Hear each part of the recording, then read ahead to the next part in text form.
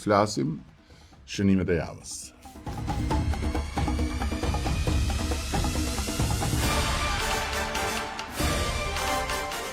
Këtë javë pata një vizitë të shkurtër në Abu Dhabi dhe më pas edhe në Greqi. Dy dalesa që lidhen me dy aspekte të marrëdhënies dhe të pozicionit ndërkombëtar të Shqipërisë. Në Abu Dhabi shkova për të takuar një mik shumë të çmuar dhe të sprovuar të Shqipërisë e të shqiptarëve, por edhe një lider nga më të respektuarit sot botërisht që kam nderin ta konsideroj edhe mikun tim, presidentin Sheikh Mohammed bin Zayed, në një moment shumë të ndjeshëm për vendin e tij dhe për atë rajon të përfshirë në një konflikt si rezultat i sulmit ndaj regjimit kriminal të Teheranit. Ishte një vizitë solidariteti. Një vizitë për të konfirmuar vëllazërinë që na lidh me atë vend dhe me ato vende, dhe nga ana tjetër edhe besimin se Emiratet do ta kalojnë këtë fazë dhe do dalin më të forta nga kjo sfidë e madhe. Nuk egzagjeroj asgjë kur them se presidenti i Emiratëve Bashkuara është një mik i vyer dhe i sprovuar i Shqipërisë dhe i shqiptarëve, pasi qyshërinë e tij ai ka ardhur në Shqipëri jo për turizëm dhe as për një takim formal, por për të udhëhequr grupin e dërguar nga IATI, i ndjeri Sheikh Zayed, në ndihmë të atyre shqiptarëve që braktisën shtëpitë e tyre në Kosovë dhe u dyndën në Shqipëri, e qëndruan në një masë të madhe në Kukës për të ikur nga makineria vrastare e Slobodan Miloševićit. Dhe qysh atëre më pas me atë vend, me atë popull dhe me atë njerëz të madh është ndërtuar një marrëdhënie që në 10 ditët e fundit ka marrë një përmas krejt tjetër. Ishte pikërisht presidenti i Emiratëve Bashkuara, Sheikhu Mohammed bin Zayed, i cili urdhëroi disbursimin e fondit më të madh të solidaritetit me Shqipërinë pas tërmetit, dhe me atë fond është ndërtuar një lagje e tërë model në Durrës. Nga ana tjetër, me Emiratet e Bashkuara na lidhin edhe punë dhe projekte të karakterit strategjik, por edhe të një natyre që kanë të bëjnë me rritjen dhe forcimin e Shqipërisë në rrugën e modernizimit të saj. Më vjen shumë mirë të konfirmoj se nga ana e presidentit dhe nga ana e udhëheqjes së Emiratëve Bashkuara, edhe një herë tjetër mora një energji jashtëzakonisht pozitive për Shqipërinë dhe konfirmimin se miqësia jon bëhet më e fortë dhe se aleanca jon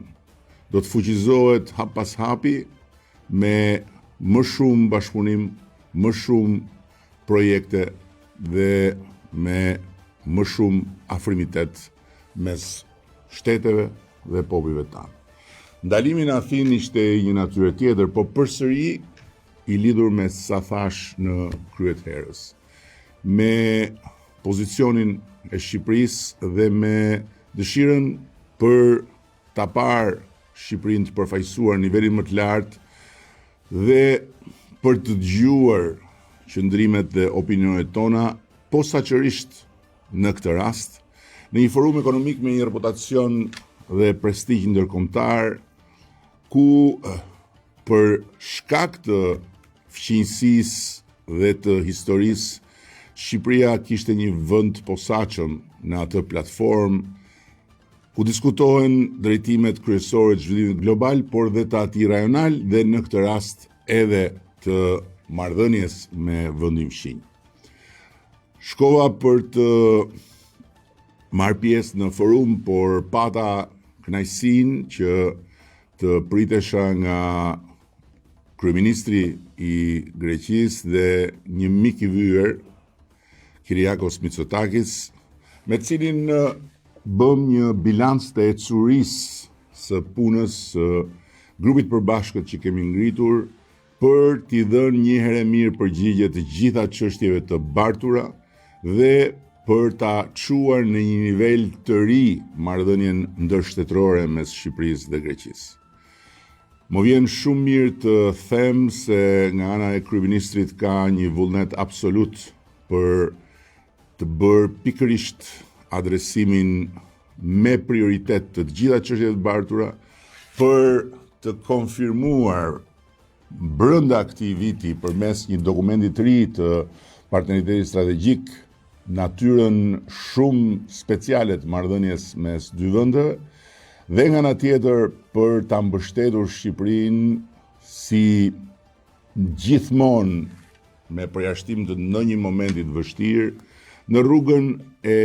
anëtarësimit të saj në Bashkimin Evropian. Dhe thënë të gjitha këto, jam shumë optimist dhe njëkohësisht jam shumë besimplot se fal edhe angazhimit personal të kryeministit Mitsotakis, ne do të dimë të adresojmë çështjet e mbartura dhe do të forcojmë edhe më shumë marrëdhënien tonë përmes një kujdesi të posaçëm, qoftë për minoritetin grek në Shqipëri, qoftë për shqiptarët në Greqi. Shënimi tjetër lidhet jo me një ngjarje, por me një program. Me një program kombëtar i cili ka filluar tani më të formsohet përmes një numri mbreslënës interesimesh dhe aplikimesh në radh parë nga vëllezërit dhe motrat tona jashtë Shqipërisë, që fal këtij programi po e kthejnë kokën nga Shqipëria jo thjesht për të interesuar, siç kanë bërë gjithmonë, për ecurinë e punëve apo për ecurinë e jetës në familjet e tyre, por për të investuar kursimet e tyre. Paketa e maleve po hap një rrugë të re në zhvillimin rural dhe po krijon premisat për një vlerë të shtuar, për një motor të ri në industrinë e turizmit ton, duke i dhënë maleve, duke i dhënë Shqipërisë malore një përmas të re. Përmes kthimit të tokës dhe të shtëpive të gjyshërve në instrumenta të zhvillimit dhe në mundësi të reja reale për të krijuar sipërmarrje dhe për të krijuar të ardhura pa diskutim më të larta se sa ato që mund të krijohen duke punuar për tjerët jashtë vendit. Procesi është bërë i thjeshtë, është bërë i aksesueshëm, investimi mund të nisë pa titullin përfundimtar të pronësisë. Për këtë është krijuar paketa e maleve për të adresuar edhe një problematikë të bartur nga vitet në territore të mrekullueshme ku pronarët legjitim nuk gëzojnë titullin e pronësisë sepse nuk e kanë pranuar ligjin 7501 dhe ndërkohë nuk kanë konflikte mes tyre. Dhe përmes investimit ata do të mund të sigurohen se në fund të procesit, ku do të kenë edhe lehtësira domethënëse fiskale, për shembull 500 parët që do të marrin lejen për të filluar punën, do të përjashtohen për 10 vjet nga taksat, ata do të kenë edhe titullin e pronësisë. Kështu që për gjithë ata që më dëgjojnë dhe që janë të interesuar apo janë të dyzuar apo janë dyshues, provoni paketën e maleve. Provoni paketën e maleve dhe është pak po e sigurt që në rast se do të hapni derën e shtëpisë së vjetër të gjyshit dhe do të rindizni oxhakun në atë shtëpi, apo do të krijoni një fermë të vogël, një pikë agropërpunimi diku në një tokë që është larg territoreve të qyteteve, koha do të më jap të drejtë, do të na jap të drejtë dhe ju do të jeni të lumtur me atë hap që hidhni sot, sepse investimi do t'ju kthehet në mbarësi dhe në mirësi për familjet tuaja, por në të njëjtën kohë do të jetë edhe një kontribut për Shqipërinë.